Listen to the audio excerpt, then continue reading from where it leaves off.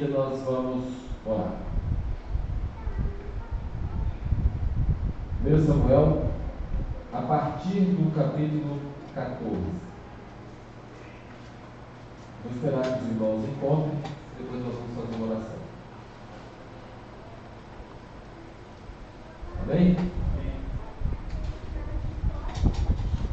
Vamos lá, vamos orar. Capítulo 14. 1 Samuel, capítulo 14. Vamos orar. Querido Pai Celestial, a Tua palavra está aberta. Nós queremos ouvir a voz do Santo Espírito. Para isso, Senhor, peço perdão para os meus pecados, para os pecados da Tua igreja, para que assim o canal de comunicação esteja limpo, nós possamos ouvir e entender e praticar em nossa vida, em nome de Jesus. Amém. O título da mensagem dessa noite é: A escolha é sua. A escolha é sua. Nós vamos pegar alguns detalhes da vida de 4 personagens que pertenciam a 2 famílias. Atenção! 4 personagens que pertenciam a 2 famílias. E nós vamos contrastar esses personagens e vocês vão entender que a escolha é sua mesmo. O primeiro personagem está aí no verso 1 do capítulo 14 de 1 Samuel. Para quem ainda não abriu a Bíblia, 1 Samuel, capítulo 14, o verso 1. Vou aguardar aí um pouquinho, que ainda estão abrindo a Bíblia. O primeiro personagem é o personagem chamado Jonatas. Diz assim, ó: Sucedeu que um dia disse Jonatas, filho de Saul, ao seu jovem escudeiro: Vem, passemos a guarnição dos filisteus que está do outro lado. E aí vem um detalhe, no finalzinho: porém, não o fez saber a seu pai. Aqui já começa a detalhar o contraste entre Jonatas e Saul, seu pai. Jonatas, ele não contou para o pai dele o que ele iria fazer. Por quê? Porque Jonatas, ele tinha uma total confiança em Deus, ao passo que ele sabia que o seu pai não tinha a mesma fé, a mesma confiança em Deus. Porque ele até confiava no pai dele, Jonatas confiava, mas ele sabia que Saul não tinha fé em Deus, não tinha confiança.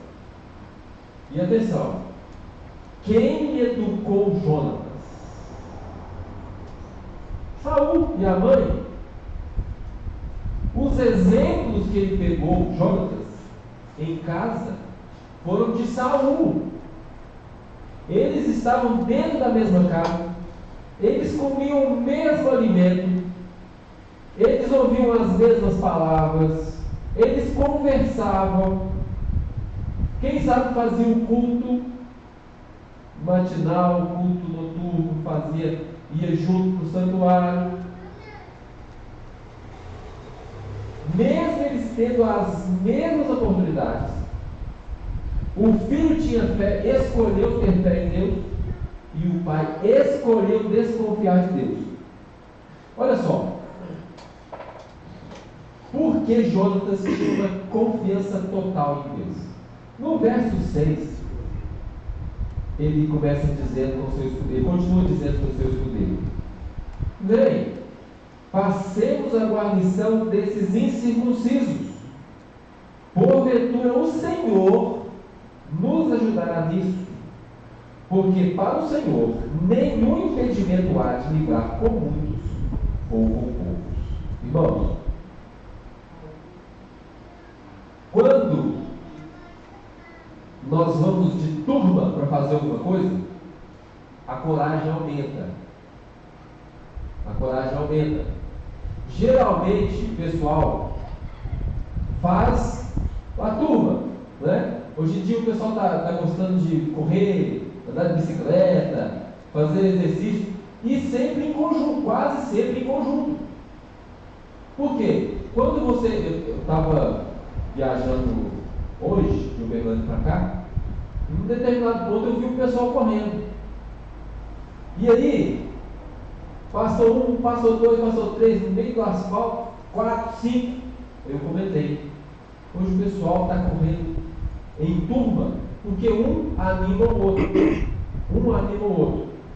Irmãos, no caso Saul, ele não dependia de uma turma animada para fazer as coisas. Jonatas, ele não estava preocupado com uma turma, com juntar gente, ele não tinha preocupação com isso. Ele tinha uma total confiança em Deus, que ele falou assim, ó, quem vai livrar a gente é o Senhor. Ele livra com muitos ou com poucos.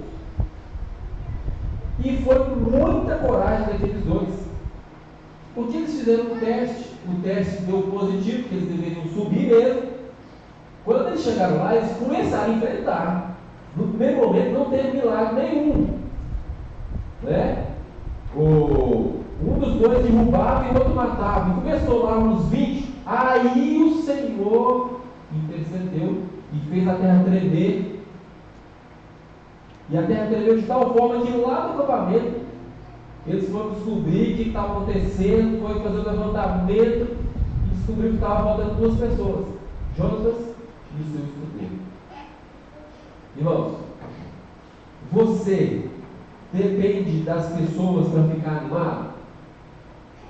Eu já vi algumas pessoas que chegam na igreja, no culto de quarta-feira, aí vê que tem 1 ou 2, aí já fala assim, hoje não veio ninguém, mas, né, ontem 2 ou 3, aí começa, né? Hoje, aí o pessoal está viajando, porque a fé está diminuindo, e desanima.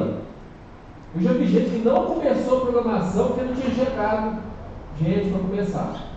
Tinha chegado um pouquinho? Não começar não, vou esperar, vamos rolar, que chega mais gente, a gente começa. A pergunta é para você. Você se anima quando você está em turma? Você é independente de turma estar animada ou não. Se a sua família decidir que não vai vir à igreja, você vem assim mesmo?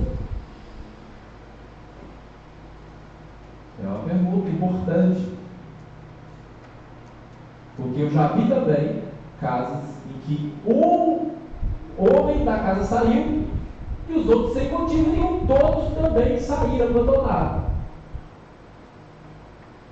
Porque um tomou a decisão, todos os outros tomaram.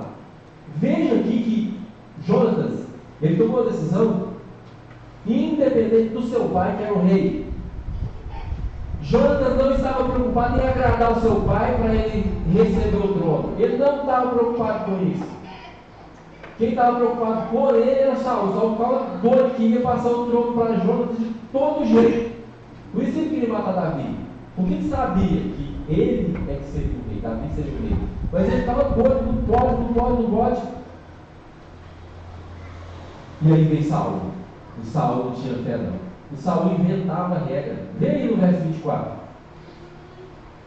Estavam os homens de Israel angustiados naquele dia, porquanto Saul conjurara o povo, dizendo: maldito o homem que comer pão antes do anoitecer, para que eu me vingue dos meus inimigos, pelo que todo o povo se absteve de provar pão. O Saul, ele inventava regra para os outros. Ele queria obrigar as pessoas a fazer as coisas. Ele ficava preocupado com a popularidade. E aí, ele inventou todo dia. Tinha qualquer dia para fazer jejum. Ele escolheu o dia da guerra, que os soldados iam precisar da energia para falar: maldito homem que comer pão hoje. Ninguém, vai todo mundo para a guerra, vai todo mundo com fome, não vai comer não. É jejum. E inventou a regra. Botou a regra. Deus pediu ele fazer isso? Não. Samuel pediu? Não. Ele inventou na cabeça dele. Assim é aquele que não tem fé em Deus, irmãos. Aquele que não tem confiança em Deus gosta de ficar inventando regra. Tudo ele inventa uma regra, em qualquer coisa ele quer inventar um negócio. Ah, mas tem que fazer assim. Ah, mas não pode esquecer assim. Vamos todo mundo fazer assim. Inventa. E ele inventou a regra. E olha o que Jonas falou dessa ideia do pai dele. Verso 29. Então disse Jonatas: meu pai turbou a terra. Ora, vede como brilham os meus olhos por eu ter provado o povo desse lugar. Jonatas, ele não sabia que o pai tinha falado, que ele estava lá, estava preocupado em resolver o problema, fazer o trabalho de Deus. Então não tinha tempo para ficar ouvindo regra inventado pelo pai dele. E ele não sabia. Ele foi, pegou um pouco de mel, colocou na boca, e o povo ficou: nossa, Jonatas, você não podia ter comido. Mas por quê? Porque seu pai criou uma regra, não podia comer hoje. Aí ele falou: não, meu pai está inventando regra. Ele turbou. O que é turbar a regra? Turbar é fazer um poeirão, fazer bagunça, deixar escuro. Meu pai turbou a terra. E aí depois disso, o pessoal perdeu o rumo, que o povo é assim. Perde o rumo. Começou um resolveu: não, estou com fome demais. Estou com fome demais. Olha essa ovelha. Ah, eu comi a carne dessa ovelha aí, nem esperava escorrer o sangue, eu não esperava. Estou com fome demais. Aí o primeiro foi lá, matou a ovelha e comeu carne crua, sem esperar o sangue descer, porque tinha que esperar o sangue escorrer. O segundo viu aquilo, foi também na onda. E daqui a pouco foi todo mundo. É um pensamento de manada. Muitas vezes, mesmo na igreja, aliás, principalmente na igreja, nós temos um pensamento de manada. Ah, hoje em dia ninguém faz isso mais, não. Olha, isso é justificativa para não fazer? Ou falar: não, todo mundo faz, então hoje pode fazer. Isso é justificativa? E muita gente usa isso como justificativa. Irmãos, sabe como que funciona a lei? A lei funciona assim, ó. Aquilo que o povo faz não é lei. Eu estava comentando lá ontem com os amigos lá. No Rio de Janeiro, eu vi um motoqueiro no centro da cidade de Duque de Caxias, que é da região metropolitana. O motoqueiro parou do lado da viatura da polícia, sem capacete, e o policial, o carro da polícia, nem olhava para o motoqueiro sem capacete e olhou. Por quê? Todo mundo anda sem capacete lá. No Nordeste também é assim, em algumas regiões. Ninguém usa capacete. Vocês lembram quando teve uma lei, todo mundo tinha que ter no carro um kit de primeiro socorro? Acabou. Desapareceu. Por quê? Porque muitas vezes as pessoas seguem o que os outros estão fazendo. Se todo mundo faz, aí eles começam a fazer. Se ninguém faz, todo mundo para de fazer. E aqui, irmãos, o povo viu um lá comendo carne com sangue, o outro foi também, virou aquela bagunça. E aí o pai, o Saul, viu aquela confusão, falou assim: o que aconteceu? Perguntou a Deus, Deus não respondeu. Lançaram sorte, caiu ele e o filho dele, jogou sorte entre os dois, caiu em Jonas. O que você fez, Jonas? Aí ele falou: eu comi um pouco de mel. E aí ele falou: você vai morrer, vou te matar. Mas ele não matou. Por que Saul não matou o filho? Hã? O povo não deixou. Aí você vê que Saul, ele falava um negócio, ele nem tinha certeza do que estava falando, ele preocupava mais com a popularidade dele. O povo falou: não, e ele falou: não, tá, então vamos matar mesmo. E aí, irmãos, é importante você fazer esse pensamento. Você toma sua decisão independente das outras pessoas? Independente? No capítulo 15, verso 9, nós vemos aqui o que Saul fez também. Porque Saul não tinha fé em Deus, ele não tinha confiança em Deus. O que acontece? Samuel tinha dito que Saul deveria esperar ele chegar para fazer o sacrifício. Falou, 7 dias eu vou chegar. Passou aquele período de 7 dias e começou a passar meio-dia, começou a dar 2 horas da tarde e o povo começou a cascar fora. Os soldados dele começaram a ir embora. Saul ficou com medo, porque estava ficando sem gente, sem soldado. Saul confiava em quê?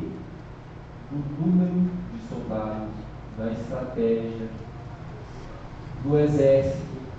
Ele confiava nisso, tanto é que ele ficou com medo. Ele não preocupou com Deus, ele não estava nem aí. Se ele tinha que obedecer a Deus, não. Nós vamos resolver, é nós que vamos resolver. Os soldados começaram a ir embora, ele ficou doido. Ele mesmo fez o sacrifício, né? E além disso, essa foi uma situação que ele fez. A outra situação está aqui no capítulo 15, é que ele tinha a ordem de destruir os amalequitas. E aí quando Samuel chegou, perguntou: Saul, você obedeceu a ordem do Senhor? Ele falou: ó, fiz tudo. Aí Samuel perguntou assim: mas o que é esse barulho de ovelha que eu estou ouvindo? Bois e tal. Aí verso 9. Olha o que ele fez. Saul e o povo pouparam Agag e o melhor das ovelhas e dos bois, e os animais gordos e os cordeiros, e o melhor que havia, e não os fizeram destruir totalmente. Porém, tudo que era ruim, isso eles destruíram. Irmãos, então, 2 características que Saul tinha. Saul, ele se preocupava em levar vantagem, e ele se preocupava com as pessoas. O que as pessoas estavam pensando dele, da popularidade dele? A pergunta retorna para você. Você se preocupa com isso?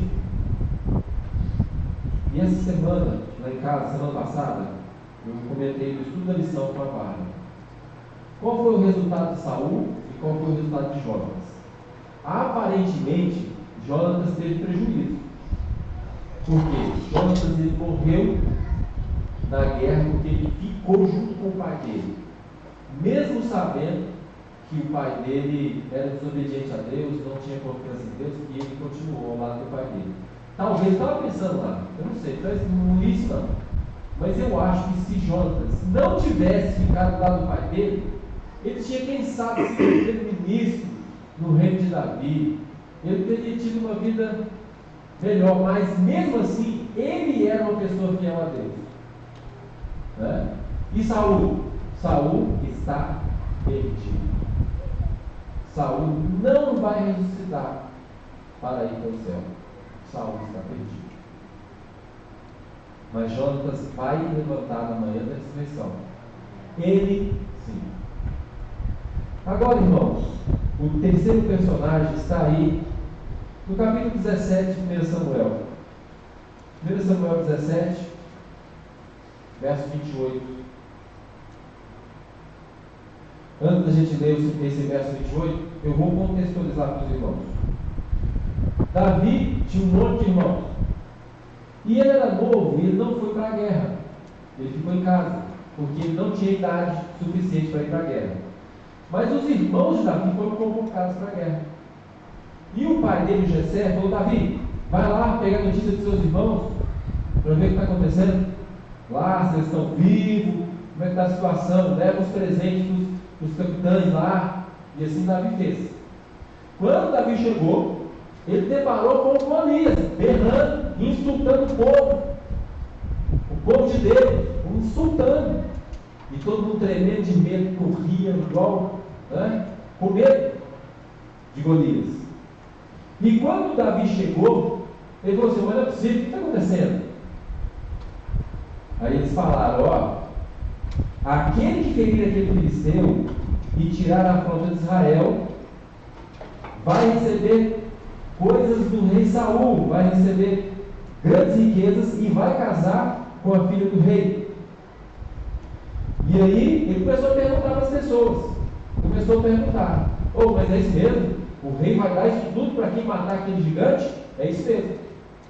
Aí vem o terceiro personagem da história, verso 28.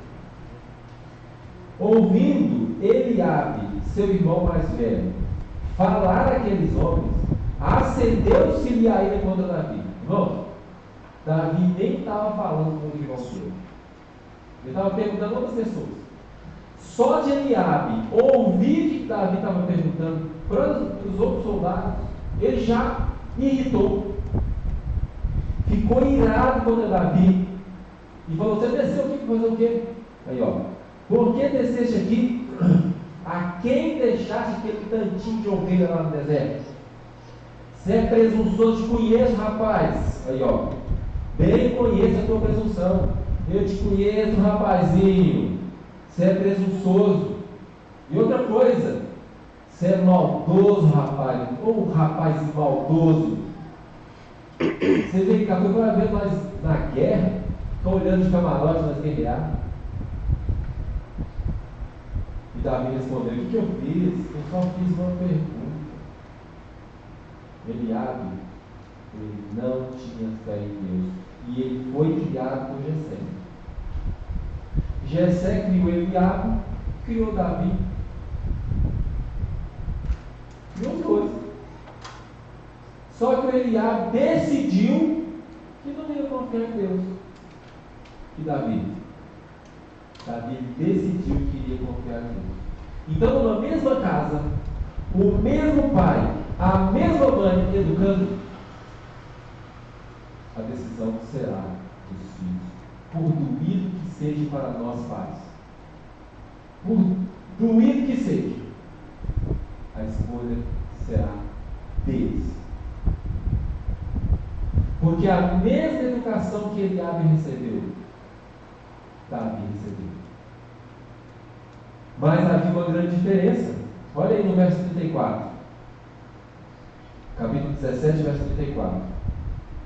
Teu servo, ele, contando dele mesmo, apacentava as ovelhas de seu pai, quando veio um leão ou um urso, e tomou um cordeiro do rebanho. Eu saí após ele e o feri, e livrei o cordeiro da sua boca. Levantando ele contra mim, agarrei pela barba e o feri e o matei. O que ele fez? Ele abriu a boca do urso, tirou o cordeiro de dentro. Aí o bicho ficou bravo, foi para cima de Davi. O que Davi fez? Agarrou pela barba, o feriu e o matei. Até aqui, se você ler só até aqui, você vai pensar assim: nossa, Davi ele era perito no jiu-jitsu, no kung fu, nas artes marciais. Ele realmente era perito na espada, e foi por isso que ele conseguiu. Não tinha força, mas não. Davi era baixotinho, titinho. Ele não tinha nada disso não. Olha o que ele próprio disse: o teu servo matou tanto o leão como o urso. Esse incircunciso filisteu será como um deles. Por quê? Porque afrontou os exércitos do Deus vivo. Disse mais Davi: o Senhor me livrou das garras do leão e do urso. Não foi ele que se livrou das garras do leão e do urso. O Senhor me livrou das garras do leão e do urso. Ele me livrará das mãos deste filisteu. Irmãos, em toda a Bíblia, Deus deixa a gente passar nas histórias. Se você for fazer uma analogia, confrontar com a nossa própria experiência, Deus deixa você passar uns perrengues propositalmente, porque você vai ter a oportunidade de decidir se você vai confiar nele ou não. O povo de Israel. Ontem a gente estava ouvindo lá em Fernando essa mensagem, uma mensagem muito boa. O pregador veio falando justamente isso. Deus tirou a água deles da primeira vez. Foi por querer. Deus deixou eles sem água por querer. Mas eles não morreram de sede, não. Eles não ficaram desidratados. Mas Deus deixou eles sentir a vontade de beber água. Murmurar. passou um pouco, Deus falou, de novo, vou deixar cortar a água. Cortou. Vou orar de novo. E assim foi a terceira vez. Vou orar de novo. Moisés perdeu a paciência, bordoou a rocha. Presta atenção, irmãos. Deus permite que você passe pelo experiência. Pode ficar tranquilo que Ele está vendo e Ele está permitindo. Por quê? Porque Ele é sádico, maldoso? Não, pelo contrário. As crianças, elas vão para a escola e os professores passam um negócio para eles que os pais detestam. O que é? Dever de casa. E é os deveres facinho? É os deveres facinho? A gente custa entender o que é o negócio para ensinar o que tem que fazer. Custa. Por quê? Por que os professores mandam o dever de casa? Porque se você não passar pelo desafio, você não aprende. Marcelo, como é que aprende a fazer serviço de pedreiro? Assistindo vídeo no YouTube? Eu já assisti um bocado de vídeo. Não sei fazer não. Eu apanho, na prática, a teoria é outra. Então, para o filho ficar forte, ele precisa carregar peso. Tem jeito, Johnny, de alguém ficar forte sem carregar peso? Não, coloca aqueles eletrodos para estimular o músculo. Não. Coloca numa máquina, não sei. Não dá não? Só o time de Capitão América. Só o papai que toma o espinafre, sem fazer exercício, ganha músculo, né? Não tem jeito não. Sem dor não há ganho. É o mantra, né? Usado pelo pessoal aí dos exercícios. Então não tem jeito, irmãos. Para o filho aprender a fazer comida, para lavar a louça, eles vão lavar mal lavado, vai deixar o copo sujo, mas você vai ter que ter paciência demais, não, está sujo, lava de novo. Para ficar sozinho, para fazer tudo, tem que ter experiência. Hoje em dia, irmãos, tem um grande problema, sabe qual é? Os pais estão super protegendo os filhos, faz tudo, não deixa eles fazer nada. Antigamente, eu lembro que eu pequenininho já ia andando, descia aqui afora, ia para a escola lá no centro. E hoje em dia, eu não estou errado também, eu levo. Eu paro um pouquinho mais longe, deixo a ajuda atravessar a rua. Fico olhando. Mas eu não tenho coragem de deixar ela sair andando lá de casa até na escola. A gente quer super proteger, mas não resolve. Não vai resolver todos os problemas dos nossos filhos. Nós não vamos resolver super protegendo. E aqui, irmãos, na mesma casa, Eliabe escolheu não confiar em Deus, ao passo que Davi escolheu confiar em Deus. Então, irmãos, os perrengues, as dificuldades, Deus permite. Não é Ele que envia, mas Ele permite isso acontecer. Por quê? É uma oportunidade que você tem. De como a irmã Letícia falou aqui. O que eles vão fazer? Eles vão reclamar? Ou vão prosseguir louvando o Senhor? A maioria das vezes a gente escolhe o quê? Isso falou certo. Né? Não é só ela não. Você acha que eu também não falei? Suor descendo, calorão. Quer dizer, nós estamos no mesmo barco. Mas agora que está o segredo. Você precisa melhorar. Você precisa melhorar. Eu também. Você precisa mudar, tomar uma decisão. A vida, o segredo da vitória são as micro decisões que você toma e mantenha-as. Toma essas micro decisões. E mantenha. Não volta atrás mais não. Toma aquela micro decisão e continua.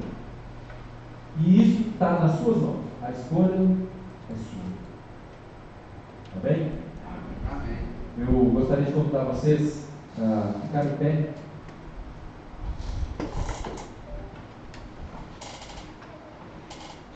Nós vamos fazer uma oração.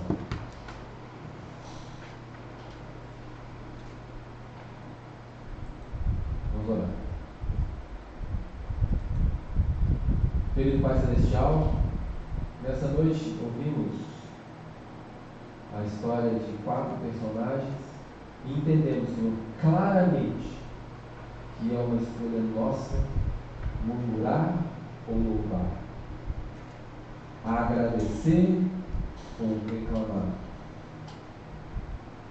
Que não dependemos, Senhor, não podemos depender de outras pessoas tomarem decisão por nós. Não podemos depender de outras pessoas para decidir ao teu lado. Independentemente se outras pessoas estão decidindo ou não, nós individualmente precisamos tomar essa decisão ao teu lado, Senhor. Para isso precisamos da tua presença, precisamos que o Senhor aumente nossa fé, como aquele pai que tinha um filho doente e disse: Senhor, ajuda-me na minha falta de fé. Nós da mesma forma fazemos a mesma oração, Senhor. Ajude-nos em nossa falta de fé. Senhor, nos ajude nessa instante de semana, já encerrando esse ano 2025, os últimos dias desse ano, que foi um ano de desafios, tivemos muitos desafios, ao mesmo tempo tivemos bênçãos também, tivemos milagres, tivemos a tua presença. Queremos desde já pedir que o Senhor nos abençoe nesse próximo ano de 2026. Esse ano é desconhecido para nós, Senhor, mas queremos confiar em Ti, porque a única maneira de ter paz é confiar no Senhor. Não tem saída. De outra forma, vamos ficar desesperados como Saul ficou, como Eliabe, irados como Eliabe ficou. Mas se confiarmos em Ti, Senhor, nós não vamos ficar com esse desespero de Eliabe e de Saul, não.